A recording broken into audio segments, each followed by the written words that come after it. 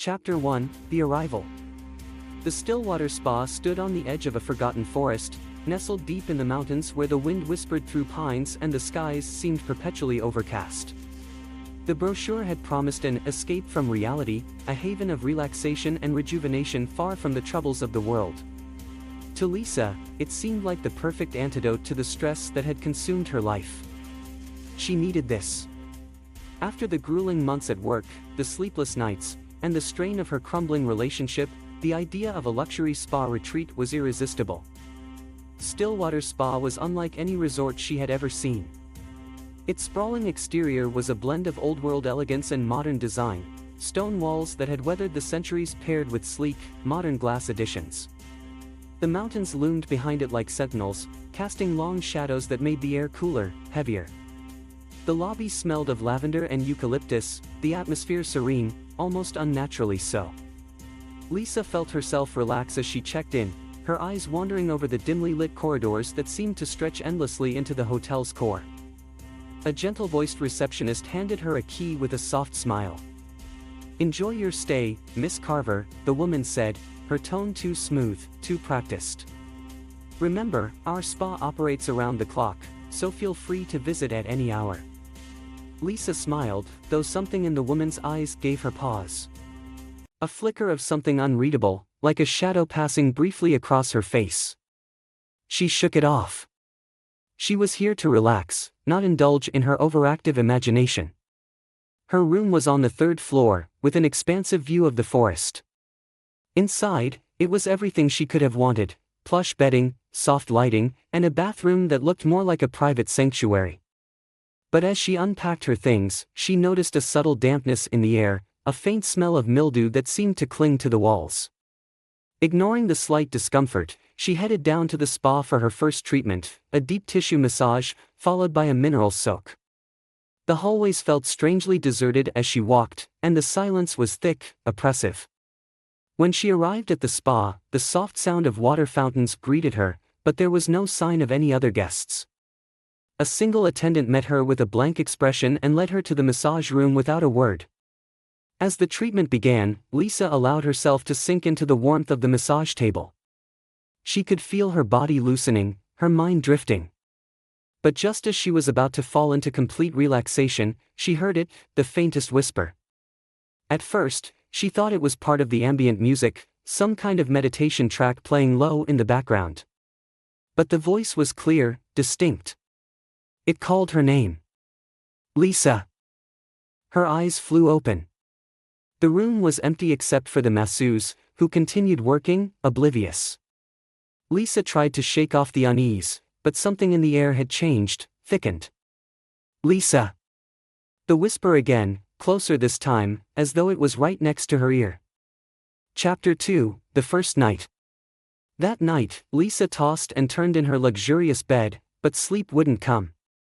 Every time she closed her eyes, she could still hear that voice, a faint murmur that seemed to rise from the very walls of the hotel. When she finally dozed off, it was a restless, feverish sleep, plagued by strange dreams.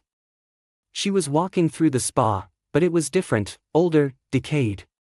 The walls dripped with water, and the floor was slick with algae. The air was heavy with the smell of rot. She wandered through the darkened hallways, her bare feet slapping against the wet tile, the sound echoing like footsteps behind her. "Lisa." The whisper followed her, but no matter how fast she walked, she couldn't escape it. The spa twisted and turned, leading her deeper into its depths. She passed rooms where other guests sat, their faces blank, their eyes unseeing. The sound of dripping water filled her ears, louder now, almost deafening. Suddenly, she found herself standing at the edge of a vast pool, its waters dark and still. Something moved beneath the surface, a shadow that rippled and writhed.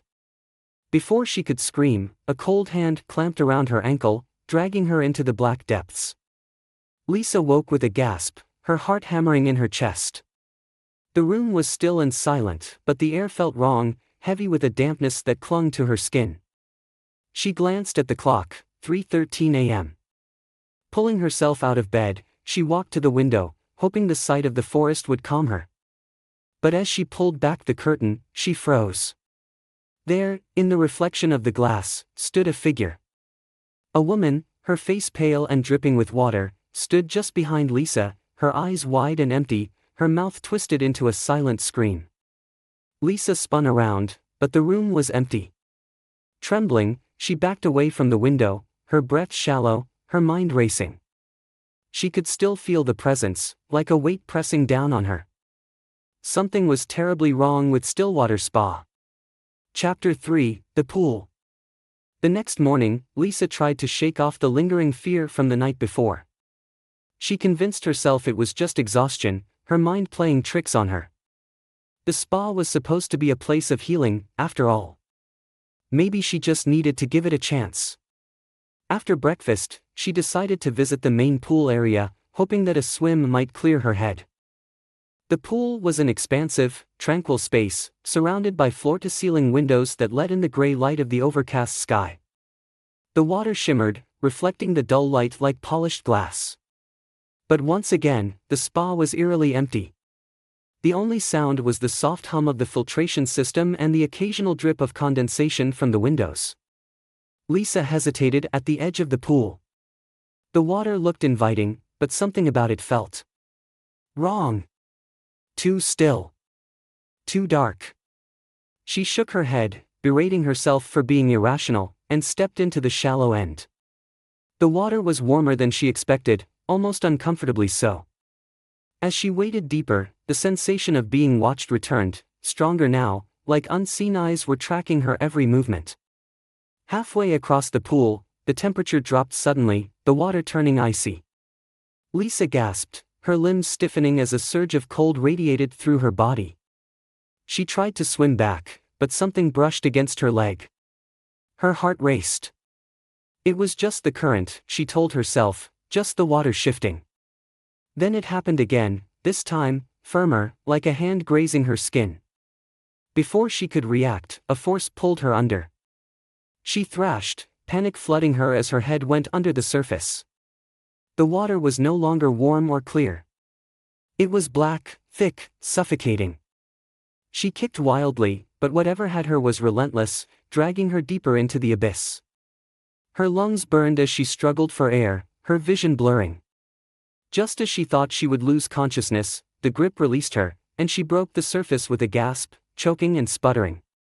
Shaking, Lisa swam to the edge and hauled herself out of the pool, her body trembling uncontrollably. She lay there, coughing and gulping in air, her mind reeling. She knew then that this was no ordinary spa.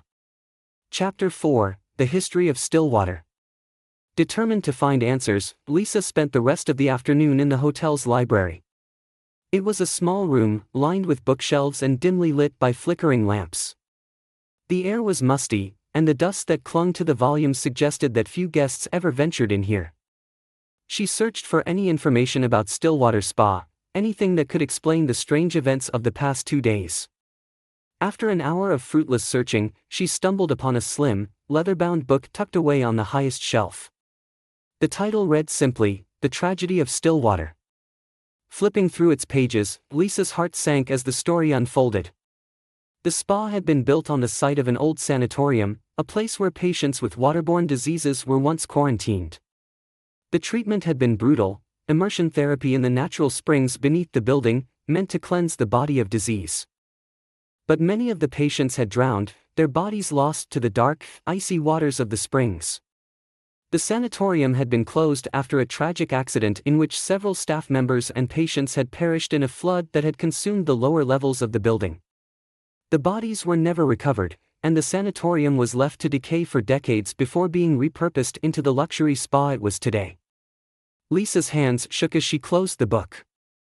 The voices, the drowning sensation, it all made sense now. The souls of the dead were trapped here, bound to the waters that had claimed them. Stillwater Spa wasn't a place of healing. It was a place of the damned. Chapter 5, The Escape. That night, Lisa didn't even attempt to sleep. She packed her bags, her mind racing with the knowledge she had uncovered. She had to leave this place before it claimed her too.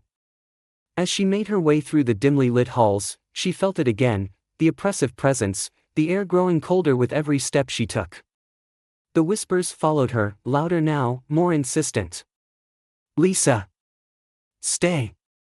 She quickened her pace, her heart pounding in her chest. The exit was just ahead, but as she reached for the door, it slammed shut, the lock clicking into place. No, she screamed, pounding on the door. But it wouldn't budge. The lights flickered, and the air grew thick with the scent of stagnant water. Behind her, the pool door creaked open. The sound of dripping water echoed through the hall. Slowly, she turned. The woman from her reflection stood there, her body soaked, water pooling at her feet. Her eyes were hollow, her mouth open in a silent scream. Stay. With us. Lisa backed away, her breath coming in ragged gasps. The woman stepped forward, and with each step, more water poured from her body, flooding the floor, rising to Lisa's ankles. Desperate, Lisa ran. She sprinted down the hallways, the water rising faster, chasing her. It splashed around her legs, pulling at her like invisible hands. She could hear the voices now, all of them, dozens, hundreds, begging her to stay. Just as the water reached her knees, she saw it, the fire exit at the end of the hall. She lunged for it, her fingers brushing the handle. With a final, desperate pull, the door swung open, and Lisa stumbled outside into the freezing night air. She collapsed on the ground, gasping, her body shaking with relief. Behind her, the spa loomed, silent and still, the water receding into its darkened halls. Lisa didn't look back. She ran, not stopping until she reached her car and sped away, leaving Stillwater Spa, and its ghosts, behind. But even as she drove away, she could still hear them, faintly, in the back of her mind. Lisa! Come back!